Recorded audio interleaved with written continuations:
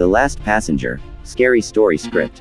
Daniel had been driving his taxi for years, but one night he picked up a passenger he would never forget. It was a cold and quiet night.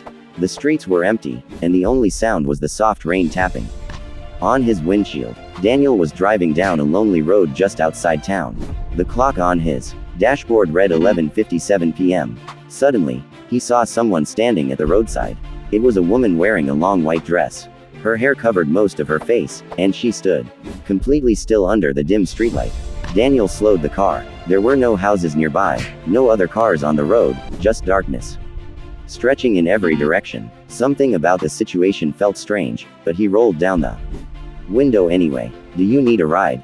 he asked. The woman slowly nodded and quietly opened the back door before sitting in the seat behind him. Her voice was soft, almost like a whisper. "Take me home, please." Daniel nodded and asked for the address. When she told him, his hands tightened on the steering wheel. He knew that place. It was an old road near an abandoned cemetery. No one had lived there for years. Still, he started driving. The entire ride felt uncomfortable.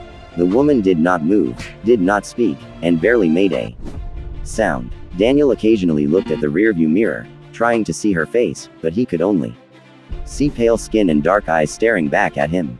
After a few minutes, Daniel glanced in the mirror again. The back seat was empty.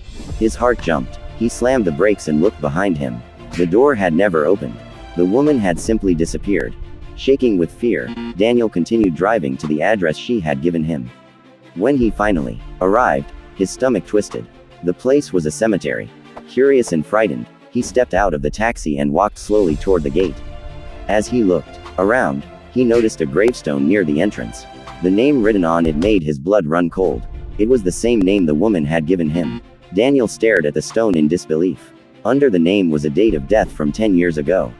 Suddenly, he felt a cold breeze behind him. Then he heard a soft whisper close to his ear. "Thank you for the ride." Daniel turned around immediately, but there was no one there. Only the empty road and the silent cemetery behind him. And from that night on, Daniel never drove that road again, because some passengers are not meant to be picked up.